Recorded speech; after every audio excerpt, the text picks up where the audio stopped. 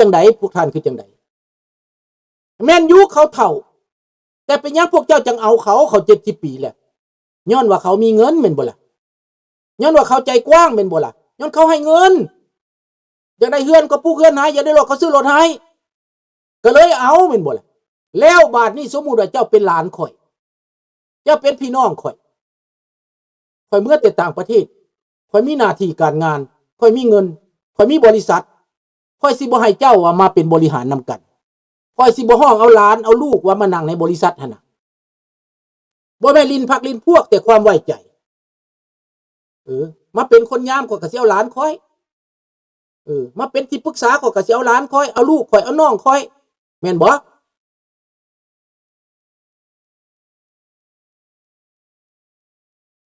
คันเลือกควายนี่นะ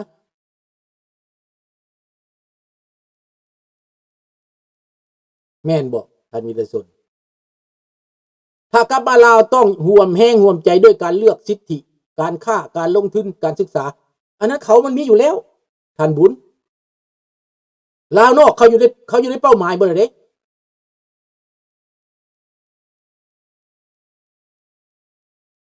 เรื่องเมียสิเป็นไผก็บ่เป็นหยังเด้อเมียน่ะ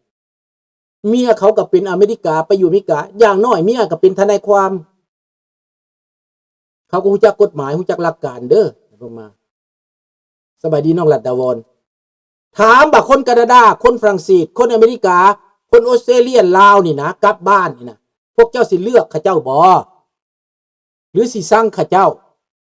ถามว่าพวกเขาเจ้าเมื่อยามซื่อๆพวกเจ้าได้กินน้ำอยู่บ่ลาวนอกเมื่อบ้านแต่ละเทื่อนี่ข้าเจ้าเอาเงินนำพวกเจ้าบ่มากินเบียร์มากินเหล้ามาเฮ็ดบุญนะข้าเจ้าเอาเงินนำพวกเจ้าอยู่บ่หรือข้าเจ้าเอาเงินมาให้เจ้ายาคูก็รวยกองบุญแม่ค้าก็รวยขายเบียร์ขายเหล้าแม่ค้าขายอาหารก็รวยโรงแรมก็รวยคันเขาเมืองนั่นน่ะผู้เช่ารถก็รวยและคันข่อยเมื่อนี่นะข่อยสิซื้อรถคันหนึ่งใหม่ๆผู้ขายรถก็สิรวยเป็นบ่แต่ละคนสิซื้อรถได้คนเมื่อที่ต่างประเทศนี่นะ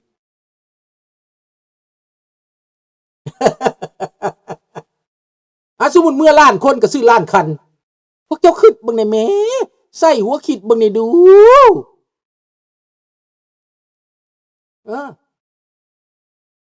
เลือกอเมริกาก็คือเลือกลาวนั่นแหละเพราะลา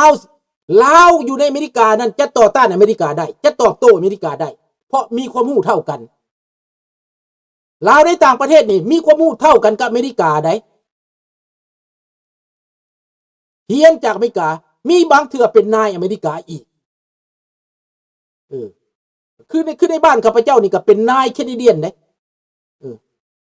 เป็นนายแคนาเดียนเบิดลูกข้าพเจ้านี่นะเป็นนายพวกแคนาเดียนเป็นหลายร้อยแต่เป็นลูกน้องบางคนซื้ออาจจะเป็นรองหรืออาจจะเป็นหัวหน้าลาวนอกมาแต่กี้สมัยทูตปีเตอร์มักมาแจกปึ้มให้นักเรียนแจกยาปัวพยาธิตอนนั้นเขาไปได้สำนั้นเขามาแจกเขามาแจกอาหารมาแจกนั่นแจกนี่แต่ถ้าเขาไปปกครองน่ะเขาบ่ได้ว่าจะมาแจกได้เขามาสร้างได้สำหรับลุงนี่นะถ้าเมื่อบ้านลุงเนี่ยโรงเรียนลุงสร้างเองบ่ต้องการรัฐบาลบ่ต้องการไผต้องการฟันของลุงเองจะหาฟันมาสร้างเองบ้านลุงได้จะมีอินเทอร์เน็ตในโรงเรียนเลยจะให้ติดต่อกับต่างประเทศได้เลยอาจารย์สอนก็ต้องเอามาจากต่างประเทศส่วนหนึ่ง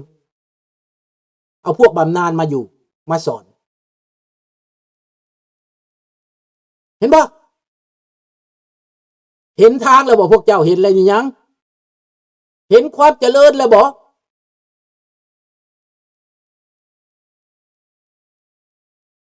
แม่นแต่ว่ามีงานเฮ็ดโรงเรียนมีอาหารกินลุงนี้ตอนเช้าจะให้เขากินข้าวเปียกทุกเช้าเด็กน้อยกินข้าวเปียกข้าวก็ได้ข้าวเปียกเส้นก็ได้ลุงจะคั่นเองเฮ็ดเองต้มไก่สมมุติโรงเรียนมี300คนลุงจะต้มไก่ประมาณ20ตู้30ตู้แต่ละมื้อเลี้ยงนักเรียน จะหาเงินมาเลี้ยงให้ได้กินข้าวเปียกตอนเช้าข้าวเที่ยงก็จะให้เขาได้กินลุงจะไปเทคแคร์หางบประมาณมาให้และจะเป็นผู้เฮ็ดเองอีกตอนเที่ยงให้ได้กินอาหารกินมื้อ1 2คาบตอนเช้ากับตอนเที่ยงตอนแรกเมื่อกินข้าวอยู่เฮือนไปเฮือนมันนับตั้งแต่อนุบาลขึ้นไปจะเลี้ยงเห็นทางแล้วบ่พวกเจ้าเห็นทางออกแล้วบ่ก็บ่ต้องการรัฐบาลท้องรุ่นมาเบิ่งเลยก็สิเป็นเองก็เป็นผู้เลี้ยงเองค่อยหางบประมาณเองเดือนนี้จักดอนมีแต่รายการ YouTube กว่านี้ก็พอกินแล้วอันประชาชนลาวนั่นน่ะนักเรียนลาวนั่นน่ะในห้องเรียนนั่นนะ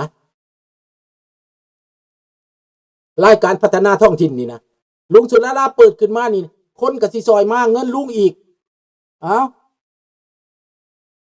โรงเรียนก็บ่ให้เสียค่าลุงให้เรียนฟรีหมดประถมฮอดมัธยมให้เรียนฟรี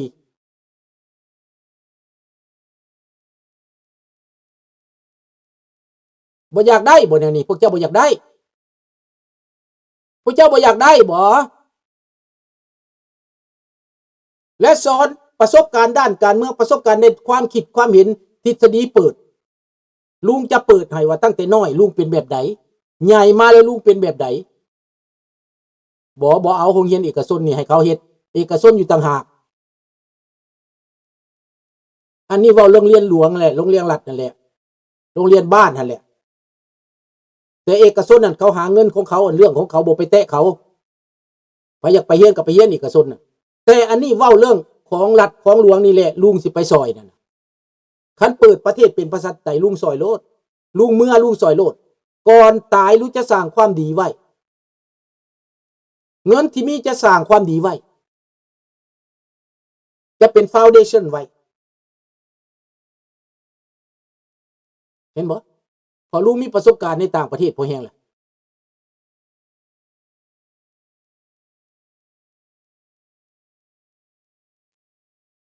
จีนก็ติดหน้าธนาคารโลกไผเป็นเจ้าของธนาคารโลกก็เบิ่งเอาแหละบ่ต้องเปดอกคันผู้บ่รู้จักก็ว่าเอาแต่ปลายมันว่าแต่รัดเอาแต่ต้นมันนั่นธนาคารโลกเป็นเจ้าของนี่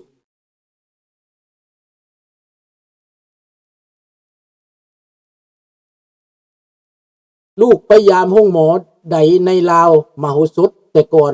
มีเสียงห้องไห้ในห้องน้ำ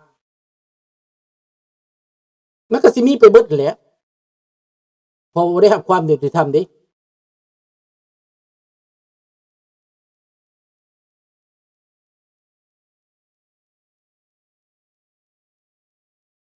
แต่นะคิดเบิ่งพวกเจ้าคิดเบิ่งเด้อว่าจะเลือกอันใดแต่เกมของโลกในปัจจุบันเนี่ยอเมริกาลิ้นแล้วอเมริกาลิ้นสุดๆแหละเทเบิดหน้าตักแล้วโดนัลด์ทรัมป์ก็เทเบิดหน้าตักตายก็ตายยังก็ยังแหละโดนัลด์ทรัมป์ก็ได้สู้เบิดหน้าตักเด้อพอตูทำนี่นะนี่แหละมันอยู่บทนี้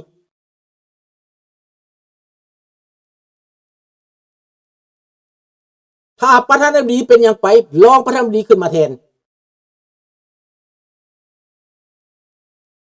นี่ถ้าสมมุติเราเป็นหัวใจวายไปมื้ออื่นนี่นะต่อไปก็แม่นรองโลดเป็นออโตเมติกเป็นรองขึ้นมาเป็นนะนะเกมการเมืองโลกมาเป็นแบบนี้แต่สำหรับอิหร่านนี่ลุงขึ้นว่าใน 2-3 วันนี่คือสิเกิดมั้งคือสิเกิดแล้วคันว่าเงียบพุ่นนะตอนนี้ไปซอกข่าวอยู่ไสก็ยากสิเห็นแต่ไปซอกข่าวเห็นว่ายูเครนถล่มเมื่อคืนนี่ถล่มมอสโกนักเลยแหละแต่เป็นหยังเขาปิดข่าวเรายังมีแฮงอยู่หากแต่ว่ามีคนกัดก่อนภายในนี่นะเรื่องเขาจ้างคนคัดแย่งภายในนี่ย่านตัวนี้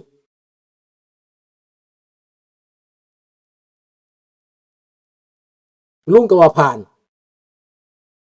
เพราะว่าเรื่องเกมเอเชียนี่ลุงมักเกมเอเชียของโปรตุเกสการเมืองของเดโมแครตนี่ มามาให้เผด็จการในเอเชียอยู่ได้แต่การเมืองอเมริกานี่มาเฮ็ดให้เผด็จการในเอเชียนี่ยอมดังนั้นลุงดีใจที่ว่าอเมริกาเข้าเขมรแล้วสำเร็จสีฝ่ายค้านจะได้เข้ามาอเมริกาจะเข้าไปบีบหุ้นเส้นนี้ให้ยอมให้สำเร็จสีเข้ามาเป็นฝ่ายค้าน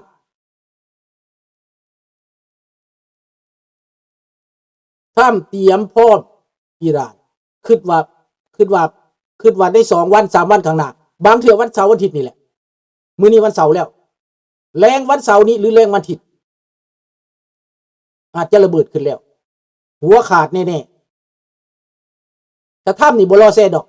เพราะว่าขาในพลอันซาเลมานีแล้วนี่ผู้อื่นเราก็ขาได้เท่านั้นแหละก็จัดการได้ว่าซั่นไป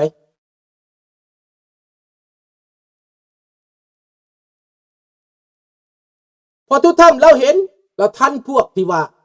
พวกที่แอบนะ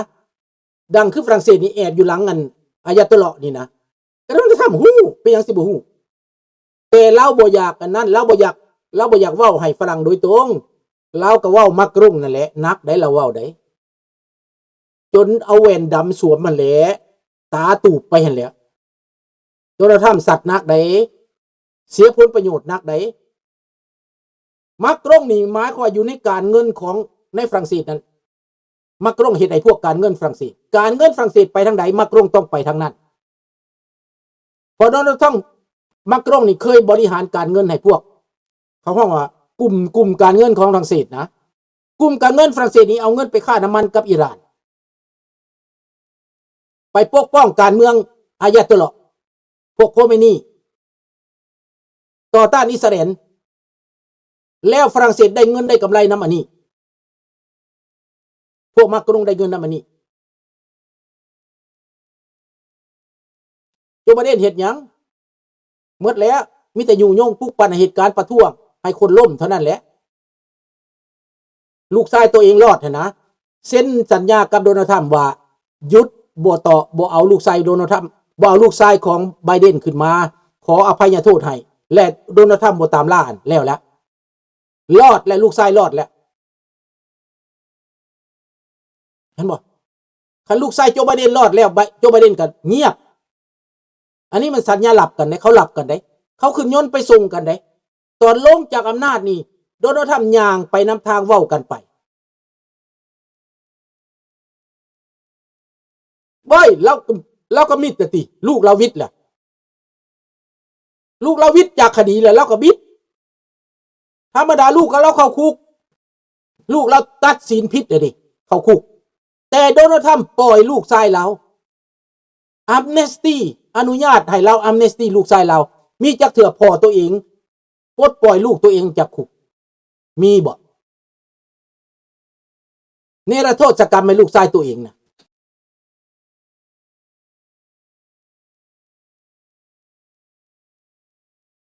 อันนี้ขอโทษเด้อพี่น้องอยู่ฝรั่งเศสที่เปิดเป็นการเมืองฝรั่งเศสนะเปิดเบื้องหลังและเปิดเบื้องหน้าของฝรั่งเศสนะดังนั้นฝรั่งเศสมันอยู่แบบนั้นแหละแบบสกปรกแบบนั้นแหละ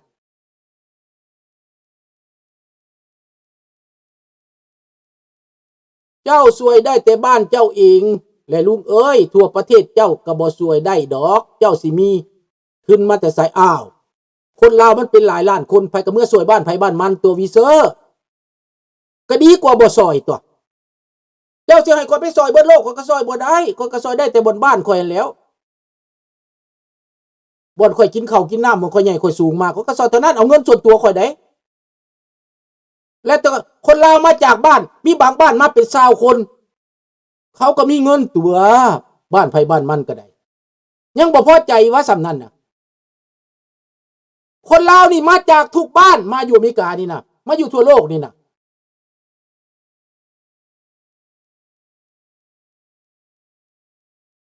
แม่นบ่วิเซอร์เจ้าก็เข้าใจอยู่บ่ข้าเจ้าให้ข่อยเป็นนายกข่อยสิซอยทุกบ้านข่อยบ่มีอำนาจเด้ข่อยก็เว้าในนามส่วนตัว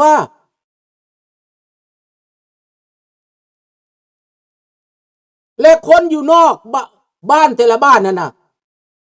อ้าวมาจากเชียงขวางก็มีมาจากสำเหนือจังซี่ อ้าวคืออันนี้ก็มาจากเสียงขวางพุ่นนะเราน่ะ